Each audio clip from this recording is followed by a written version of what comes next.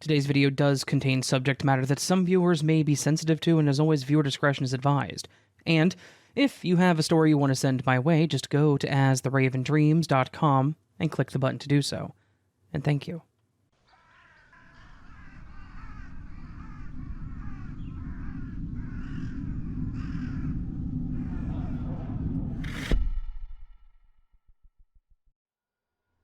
I want to start this by saying that this was a very long time ago, when times were very different. And I don't hold any ill will towards people for it either. Back when my biological brother and I were about 12 and 13, we went to a local fair with the rest of our family. There were about 7 of us kids at the time, as well as my parents. We were the second and third oldest, so we were allowed to venture around on our own while our parents took care of our younger siblings. One of our favorite rides was supposed to be scary. I don't remember the name of it, but it was like a roller coaster. It had flashing lights and screaming, and while it didn't go upside down, it did go sideways. Like the seats went at a 90-degree angle. We thought that we were tough since we weren't afraid of it, so we went on it a lot. So when we went on it this year, we expected it to go as it did every other year. We liked to sit in the front, but by the time we got there, it was already taken. So we sat in the very back. We went through the normal line and the ride operator let us through, but yet, the whole time that we sat there waiting, he was constantly looking back at us, looking angry.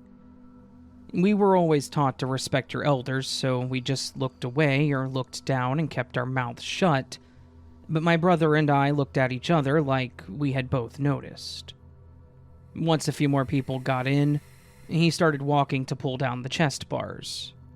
There was a buckle that went across our lap that we did ourselves, and then the operator would pull down the bar that went over our shoulders, like a backpack.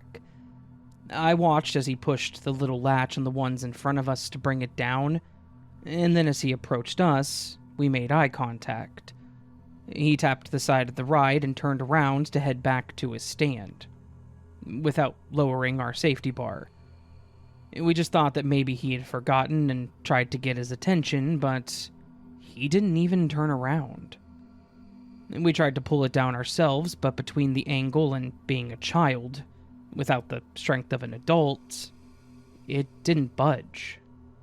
So we tried to yell a bit more to get his attention again, which caused the guy in front of us to look back. He wouldn't have been able to help with the bar either, but it was obvious that he understood the problem. The operator, however, didn't seem to see a problem as he made the warning for the ride starting, and then we felt the jolt of the ride moving. That's when we started panicking and screaming. With the side being up in the air a bit and going sideways, we were terrified of falling out and getting hurt, if not dying. Thankfully, the guy in front of us also started yelling for the man to stop the ride, and between the 3 of us, it was getting the attention of the rest of the passengers. Part of me still wonders if he would have kept going if no one else had noticed. Thankfully, he did stop it, with half of it on the beginning track.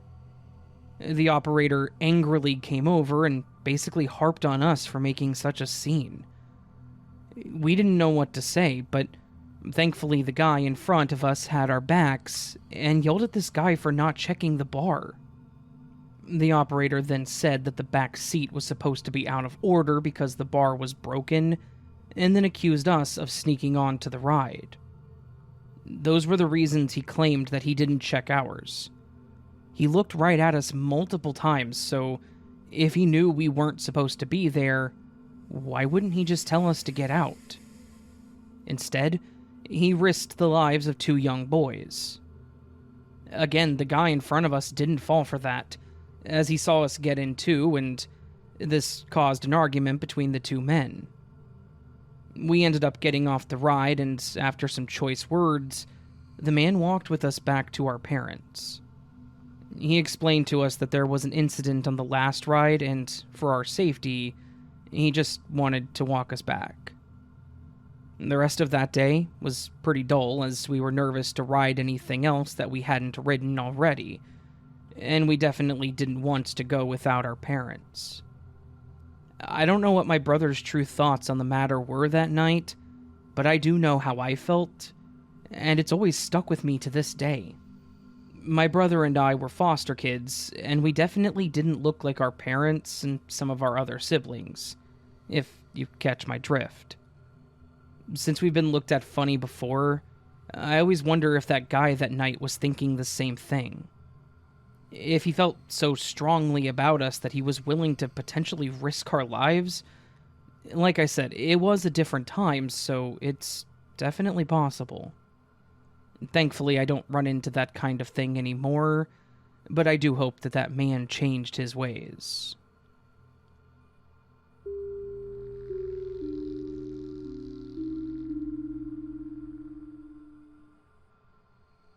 I'm an independent photographer and graphic designer.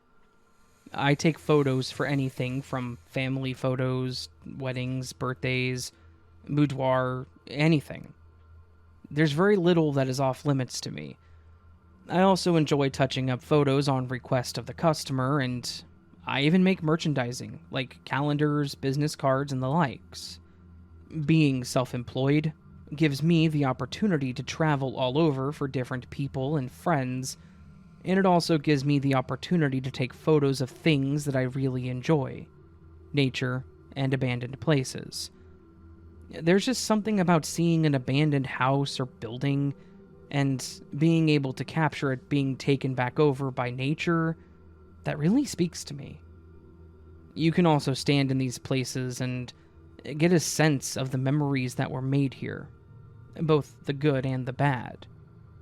I had a friend that had invited me to her bachelorette party and also wanted me to be her photographer.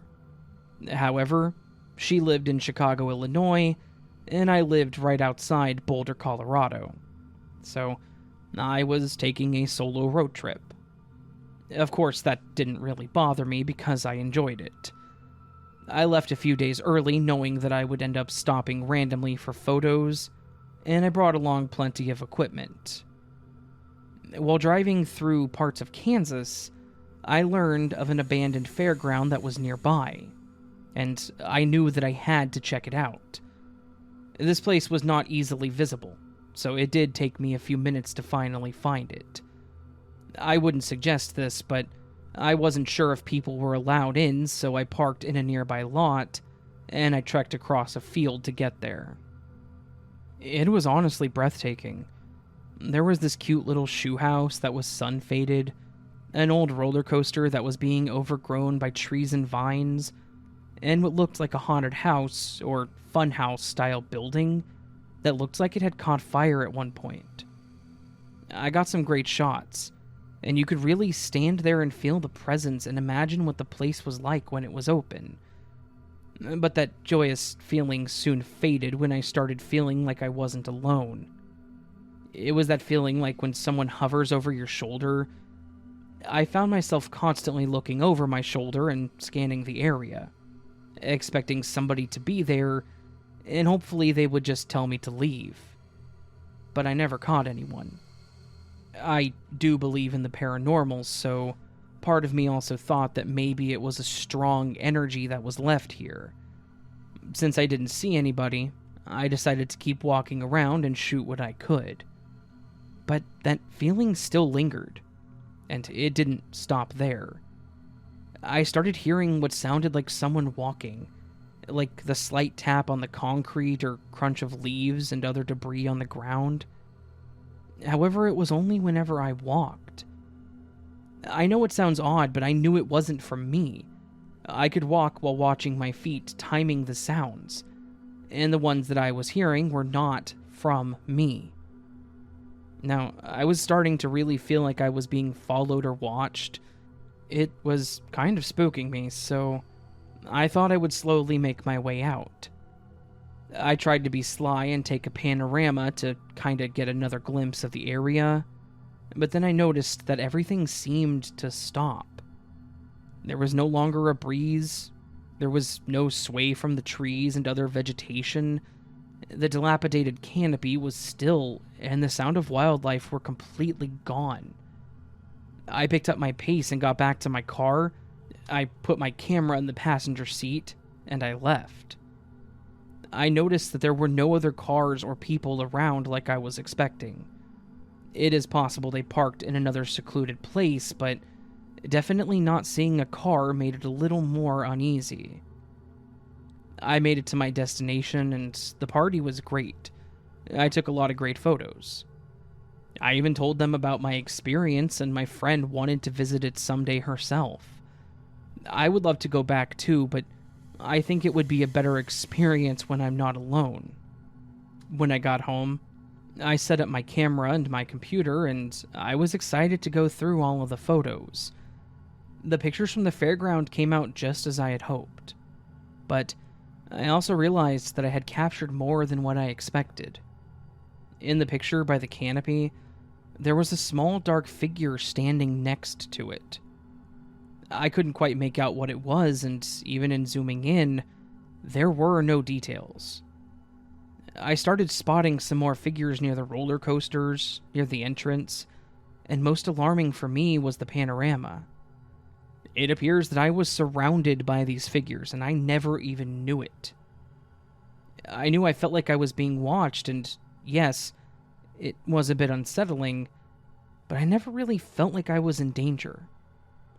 I don't know if whatever these things were just curious, or maybe even protecting me. I later learned about this place and that there were a few fatal accidents on the roller coaster, so I wonder if some of the figures I saw were from them. I'm just thankful that they weren't aggressive, though, and I hope I can go back to witness more. Maybe with my own eyes, instead of through a lens.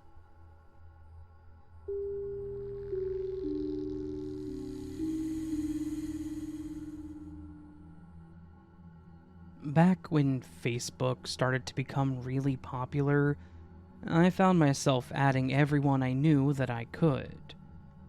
My 10-year high school reunion was coming up, and I wanted to reconnect with some of my friends that I had lost touch with. Thanks to Facebook, I was able to find one girl in particular that I used to be really close with, and when we were together, it was like time was never lost. Because I was trying to find so many old friends and even family members that I'd lost touch with, it wasn't uncommon for me to just accept any friend request that I got. And so, when I got a friend request from Vince, I looked at his profile, which showed he was the same age as myself, that he graduated the same year, and even had a few mutual friends. I didn't hesitate to add him. I know it may have been dumb of me to assume that he went to the same school as him, but it all seemed reasonable at the time. After adding him, he even messaged me shortly after asking how I had been. I even asked him what classes he took because I couldn't remember him, and he named a few teachers that I had. Again, I chalked it up to it having been a decade since I last saw him, or maybe he was just more of an acquaintance. So, we continued talking, and it was always friendly banter. There was never anything more than that because I was in a very happy and healthy relationship at the time.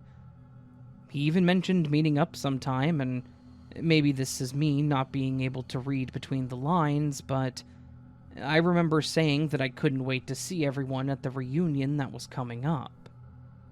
Thinking back to the conversation, I remember he stopped responding at talks of the reunion, or that he would cut it short. As mentioned, my friend that I reconnected with, Miranda, and I had already been hanging out.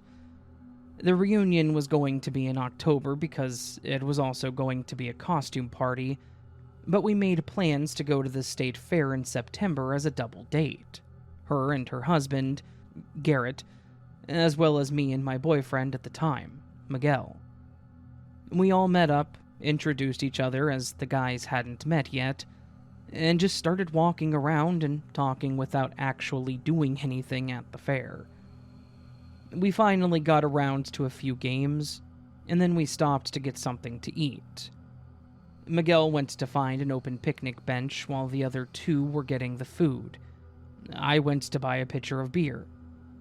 While I was waiting in line, I heard my name being called, and when I turned in the direction of the voice, I was met with Vince. I greeted him with a smile and a hug, asked him how he had been, and we briefly talked.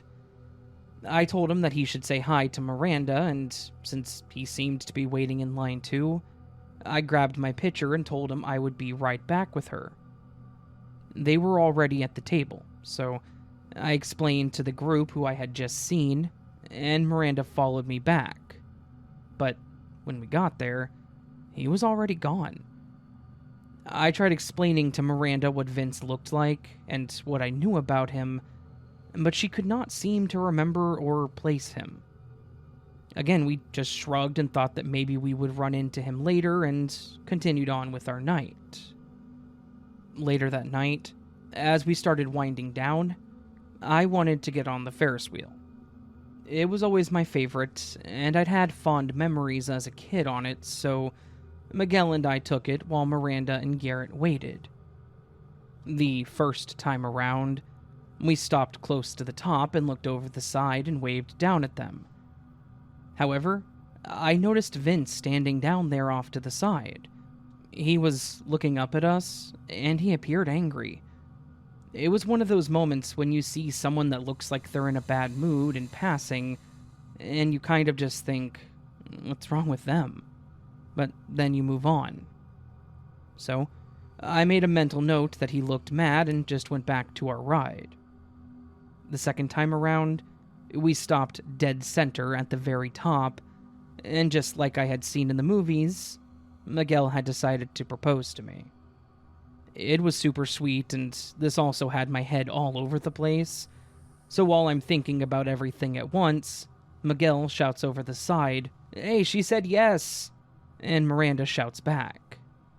When we got back down and off the Ferris wheel, I walked up to my friends and we talked a bit. I showed her the ring and even had a few people congratulate us. While we were caught up in the moment, we heard from the side, "You whore." At first I looked around with one of those yikes moments, but continued on with the conversation. Until Vince pushed his way through to stand by us. That was when I realized that he was the one that had said that. I just looked up at him and he said something like, "So what, he just wanted to lead me on and break my heart?" Then he looked at Miguel and told him something like, "I'd pass on this one if I were you," along with some other choice adjectives. At this point, I didn't know what to say, so I just stared at him. I had told Miguel about Vince as well as the other friends that I'd reconnected with, so he knew about him, and as mentioned, there was nothing romantic between him and I. After all this, I even went back and looked through my messages, and there was nothing that was ever said that could have been hinted towards something romantic. So this just came out of nowhere to me. Thankfully, Miguel was able to speak and tried telling Vince that he needed to back off, when Vince shoved him and pulled out a small knife. He started shouting and insulting me more, saying that he would make sure everyone in the state knew about who I was. The next thing I know, Garrett punches Vince and gets him to drop the knife, and then he takes off. We were just going to let it go since he left, but someone else had apparently called the cops, so we told them what all had happened. They actually found him, and he was charged since he had a weapon. Again, looking back, I'm kind of glad they did, because who knows what he would have tried if we were more secluded, like while walking back to our cars. We all tried to calm down and decided to hit up a local bar to unwind a bit more. After that night, Vince tried to message me a few more times.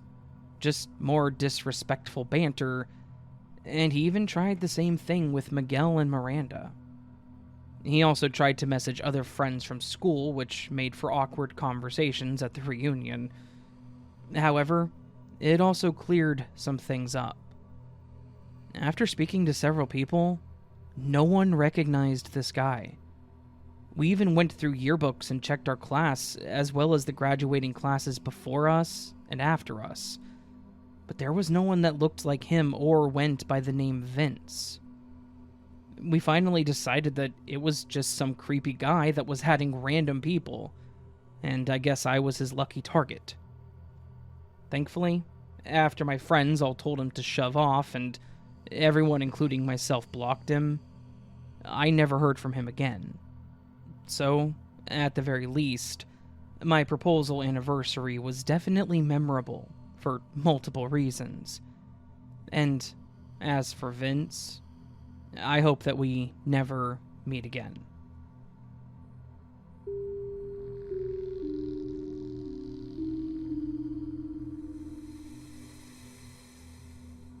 Due to an event that happened to me as a kid, and having inattentive and uncaring parents, I now hate fairs.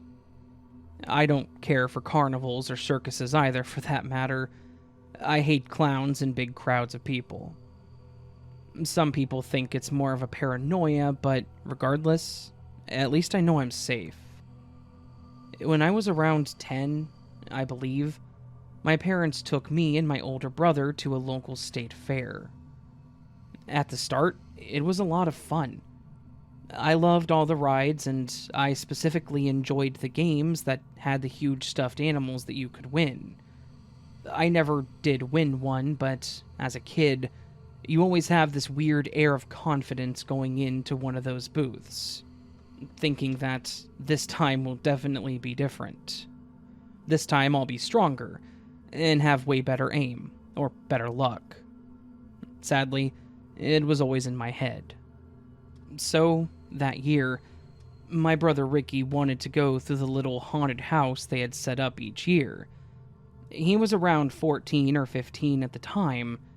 I don't think I was old enough to do it prior, but I was finally able to. I was excited to get to go through, but at the same time, I was super nervous. But when Ricky teased me about being scared, I knew that I had to do it. So while my mom waited outside, my dad, myself, and Ricky all went in. I underestimated how scared I was going to get, though. It started out pretty cheesy. It had a dark path that was slightly outlined, kind of looking like a mini golf course. There were some small ghosts moving on the ground and floating from the sky, but it slowly got worse and worse as the fake bodies fell out of holes in the walls. A couple of bloodied skeletons dangled from the ceiling, but it all started to get to be too much for me. When real people started jumping out and holding weapons, I got overwhelmed. I know that I screamed and started crying several times, and I remember doing everything I could to keep a hold of my dad or my brother's hand. My brother would shake me off, as boys do, since holding my hand wasn't cool, so I would end up finding my dad's hand to hold instead. At one point, something had happened, causing me to fall down. It was dark, so I quickly got up and called out for my dad and brother. I didn't hear a response from Ricky, but I heard my dad say something. He sounded close, so I walked toward his voice and grabbed his hand again. We were getting to the end, which became a very enclosed hallway, so my dad put his hand on my back and pushed me in front of him. This hall was completely dark. I couldn't even see my hand in front of my face, and I was worried about somebody jumping out at me. I think I was holding up some people with how slow that I was walking, so I started whimpering, trying to get through it, but I was finding it hard to walk any faster. That's when my dad actually picked me up. I was a very small girl for my age, but My dad obviously rarely carried me at that age, so I didn't expect it. But I was going to take full advantage of it, and I buried my head in his neck, closing my eyes so I didn't see anything in case something else happened. I started hearing the sounds like we had made it to the end, like the soft, spooky music that was playing at the entrance, so I knew we were done with the house, but not the horror. I felt my dad stroke the back of my hair and seemingly sniffed my hair. I thought he was being funny, so I looked up at him, and I realized that this wasn't my dad at all. I was a kid, so his hand was big and slightly rough, so I thought it felt like his. And since I was 10 and terrified, I didn't question it when he picked me up. But when I saw his face and his creepy smile, I flipped out. I tried wriggling off of him, but he seemed to hold me tighter. I noticed that he was also walking to the back side of the haunted house, which scared me even more. Why was he trying to take me to a secluded spot? The only thing behind there was part of a parking lot that they used for storage and trash. So the only thing I could do at that point was scream. I screamed with all of my might, and I wiggled and I hit this guy in his chest, and I flailed my legs. We started attracting attention, and I don't know if it was that or if he had let his guard down, but I managed to slip right through his arms, dodging him as he tried to grab me, and I took off. I just remember running as far as I could away from that guy and yelling for my parents or my brother. Finally, I saw my mom and I ran to her. She was confused, because she said she hadn't yet seen my dad or Ricky, and was surprised when I got out first. I told her about the man that I had run into, and I don't think she fully understood what had actually occurred. She first thought it was funny that I ran to someone that I thought was my dad. I tried telling her that he wouldn't let me go, and she said something like, "Well, you got away, so it's okay." Yeah, my parents weren't the best. Anyways, I stuck close to my parents after that, terrified that that guy was going to come back for me. As you may have guessed, my parents never reported this creep, and now being an adult, it pisses me off so much. I don't have a good relationship with my parents, and their lack of safety is definitely one of the reasons. I even remember news stories on TV talking about how a little girl had been abducted from a fair in our area one year. It was after the one that I went to, but I was still young at that point. And I always remember thinking, that could have been me. And it very well could have been the same guy. I don't remember if the girl was ever found, as I've been trying to find articles on it, but haven't had any luck so far. If there's a takeaway from this, it's to be a better parent than mine were. If you're a parent, and if you're a kid, just don't trust any strangers, no matter what.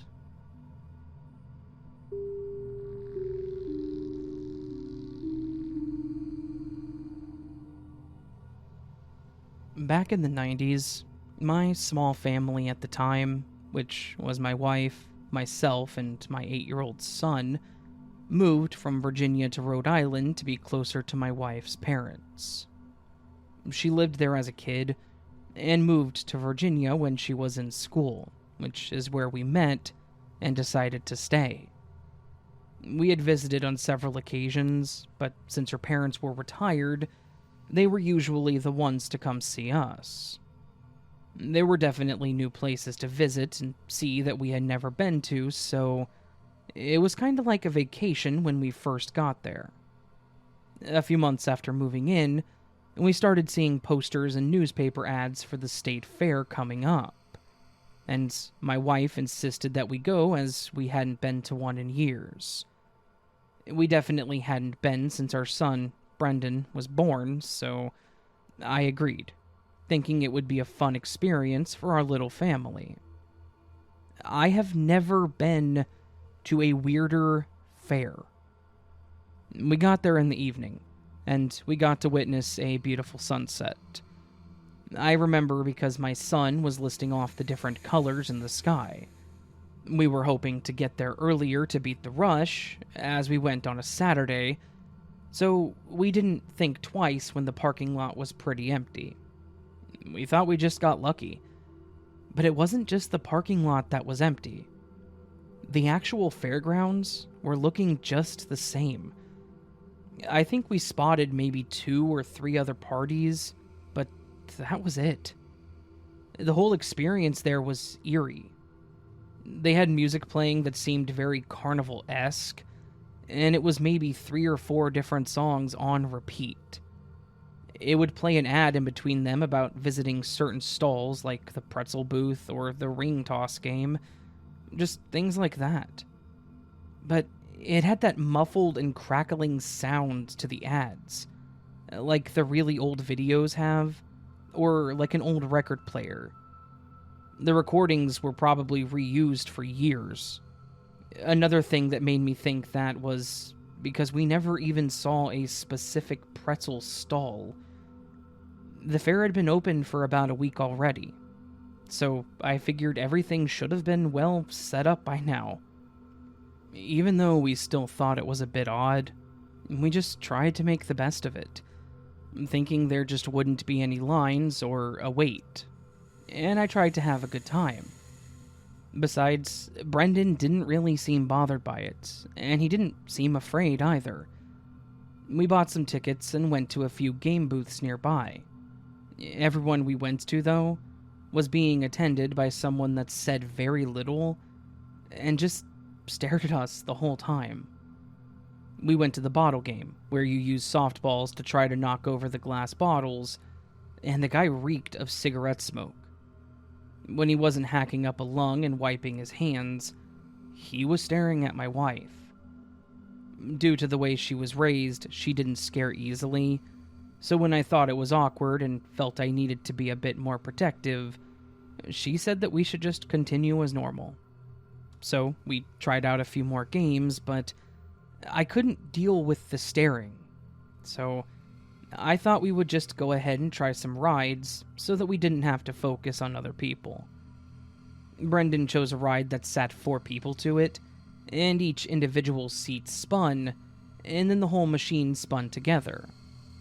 He was having a good time, but I couldn't help but notice a few of the workers standing near the ride, talking, and every once in a while they would turn over to look at us, point towards us, and then turn back to talk and smirk. I told my wife that I was starting to get uncomfortable, and I thought there was something possibly sinister going on that we weren't aware of. She actually did share my concerns after noticing the pointing. And since we did have a kid with us, we decided it was best to probably just leave. Brendan still had a few tickets left, and he was adamant that we let him use them. So, we stopped at one of the games right at the entrance, which was a fishing game. While he was playing, I noticed the guy that set the game up had something in his pocket. Something specific that was metallic and looked like a handle. This made me want to snatch up my son and wife and run. However, I didn't want to alarm my family or alert anyone that worked there, so I just kept them close, and as soon as he reeled in his last line, I grabbed him, and we swiftly walked to the exit. I told my wife what I saw when we got home, and she also shared that she had noticed one of them eyeing her. That was bad enough, but when they called someone else over and they both talked quietly while smirking and making hand motions, it started putting her on edge. We talked to several people throughout the week, including her parents, and they all thought what we were describing was unreal. They said they had never had issues like that, and they almost didn't believe us. One of our friends even said that they had gone that same week as us, and they said it was very busy with lots of people, and everyone seemed friendly. I don't know why we had such an extremely different experience, but it was almost like we were pulled into some kind of different dimension in that place. We didn't go the following year being too weirded out, but We did go a few years later, and it was a normal fair.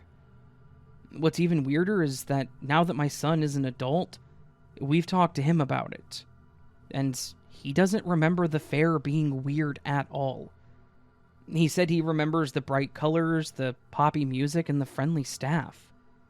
He says he even remembers one of the guys doing a magic trick and getting a toy from them.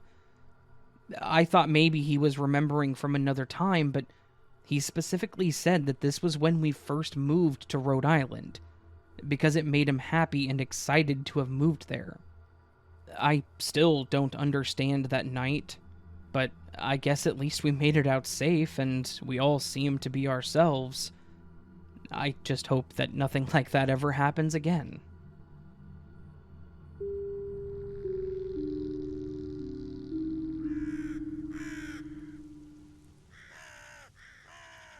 So this was a collection of true scary fair, state fair, carnival, whatever you want to call them, things like that.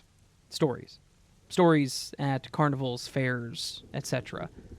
I never really went to any fairs. I think there was one that I went to whenever I was a kid that was okay. I don't remember anything about it, to be honest with you. I don't think I won anything. I'm sure I played several of the games, and they were probably rigged and set up to where I couldn't win, so there's that. It's how they get you. They make it to where you can't win. Or if you do win, you can only win the small things, which is fine, I guess. Not really. It's really not fine. There should be regulations on that, right? There should be a requirement that it's fair, but there's not, I don't think. Maybe there is. I don't know. It's been so long, and I don't really know if I actually went to this fair or if I'm just making up a false memory at this point. I think it was real. I don't know. Anyways, friends, I hope you all enjoyed this video. If you did, please do hit that thumbs up button if you liked it. If you didn't like it, you can hit the thumbs down button. That's entirely at your discretion. If you're new to the channel and liked what you heard, please consider subscribing. That would help a lot. It would mean a lot to me, honestly. And yeah, you could also leave me a comment letting me know if you've ever been to a fair that you had a creepy experience at, or if you've just been to a fair that you enjoyed, or maybe didn't enjoy. Maybe you went and it was a terrible day. You can tell me about that too. Yeah, and questions are still coming in. I think I have about 33, a couple duplicates, but that's fine. If you want to go to the link down below, there's a link for the Ask Me Anything, which in December I will be answering all of your questions, and people will be chosen to win t-shirts and other merch, maybe some posters, maybe some exclusive posters, maybe some exclusive merch, things that are 100% exclusive to this thing if you win. All you gotta do is submit a question. That's all you have to do. And then I will randomly choose who wins. Do a randomizer. Not even gonna lie, it's gonna be completely random. So, your chances are good if you submit a question. That's the only way you can win. So, anyways, I hope you all have a beautiful day, and I hope I see you in the next video, friends. But of course, until that happens, remember, you are loved, you are valid, you are important, you are the only you and the best you that you can be.